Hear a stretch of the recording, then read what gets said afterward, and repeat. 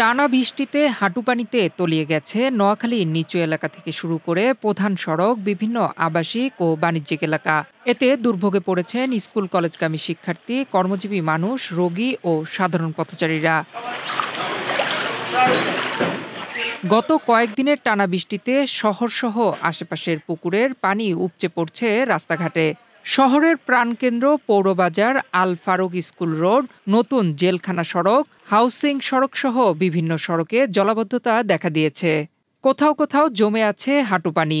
কিছু সড়কে রিকশা, অটো চলাচল বন্ধ হয়ে পড়েছে। পানি ঢুকে পড়েছে বহু বাসাবাড়ি, দোকান ও সরকারি বেসরকারি প্রতিষ্ঠানে। আমরা এভাবে দিন কাটাইতেছি। আমাদের বাড়িঘর সব পানির নিচে আছে এবং দোকানপাট, এখানে প্রতিষ্ঠানও আমাদের, এখানে বাড়িঘরও এখানে।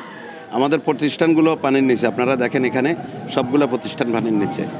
আল ফারুক স্কুলের সামনে যে সড়কটা, ওখানে হালকা বৃষ্টিতে প্রচণ্ড পরিমাণে পানি বেড়ে যায়, যার কারণে স্কুল সহ রোডঘাট সহ সব কিছু ডুবে যায়। আমাদের শিক্ষাক্রমও বন্ধ থাকে।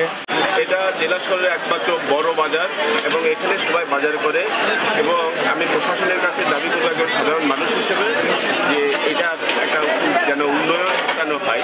প্রশাসনের কোনো দৃষ্টি নেই, প্রশাসন দেখতেছে না, এবং নোয়াখালী শহরের ভিতরে আমরা বহুত কষ্টের ভিতরে আছি এটা নিয়ে। কিন্তু এটার প্রতি আমরা একটু খেয়াল করেন, প্রশাসন এবং মান্যগণ্য ব্যক্তি যারা আছে সবাই একটু ভালো করে খেয়াল করি, আমাদের এই দুর্দশাটা একটু শেষ করে দেন। পানি নিষ্কাশনের জন্য পর্যাপ্ত ও সক্রিয় ড্রেনেজ ব্যবস্থা না থাকায় পানি জমে থাকে বলে জানায় স্থানীয়রা। আমার গতকালকে একটু বৃষ্টির লগে আমার দোকানে অনেকটা পানি ঢুকে গেছে, প্রায় 1 ফুটের মতো। এই রাস্তাটা আল ফারুক স্কুলের, হাজার হাজার ছাত্রছাত্রী আসা যাওয়া করে।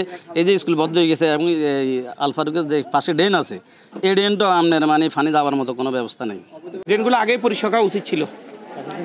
এখন ময়লা আবর্জনা পৌরসভা কর্তৃপক্ষ কিন্তু এদিকে নজর দেওয়া উচিত ছিল। এই জন্য আমি বরাবরে পৌরসভাকে বলবো যেন ড্রেনগুলো পরিষ্কার করে পানি নিষ্কাশনের ব্যবস্থা করে।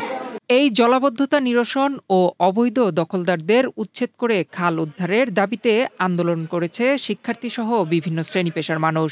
স্থানীয় নাগরিক সহ শিক্ষার্থীরা অবিলম্বে পানি নিষ্কাশনের দাবি জানান। আল ফারুক কর্তৃপক্ষকে বারবার নজরে আনার পরও তারা মানববন্ধন করছে, অথচ তারা এইখানে এই মনে করেন এই রাস্তার উপরে তাদের বেড়াটা, তাদের যে গিরোটটা, তারা এটা ফাস্টফুড ফিস নামানো উচিত। তাইলে পৌরসভায় কাজ করতে, ড্রেনে কাজ করতে সহযোগিতা হইব। পরিবেশ মন্ত্রী, আপনি নোয়াখালীতে এসেছেন এবং নোয়াখালীর এই জলাবদ্ধতার বিষয়ে আপনি অত্যন্ত শক্ত কথা বলেছেন এবং টেলিভিশনে বহুবার এই বিষয়ে যে এটা সমস্যার সমাধান করবেন, কিন্তু আমরা বাস্তবে দেখলাম যে আসলে অন্য কোথায় কি হয়েছে আমরা জানি না, তবে আমাদের নোয়াখালীর কোথাও দৃশ্যমান কিছুই হয় নাই।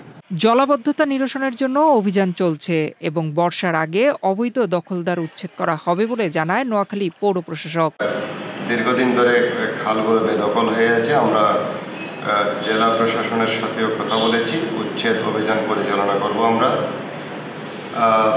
তাছাড়া মানুষের মধ্যে সচেতনতা দরকার, কারণ পরিষ্কার করার পরেও, ড্রেন এবং খালগুলো পরিষ্কার করার পরেও দেখা যায় যে লোকজন প্লাস্টিক এবং অন্যান্য বর্জ্যগুলো যথাস্থানে না ফেলে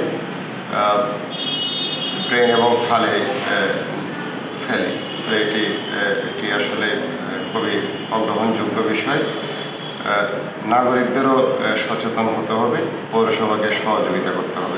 দীর্ঘদিন থেকে বিভিন্ন সড়কের পাশের ছোট বড় খাল দখল করে গড়ে উঠেছে অবৈধ দোকানপাট। এই অবৈধ স্থাপনা উচ্ছেদ করলেই দখলমুক্ত হবে ছোট বড় খালগুলো।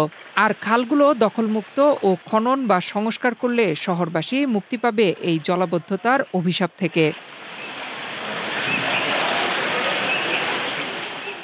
নয়ন বিশ্বাস, বাংলাদেশ প্রতিদিন।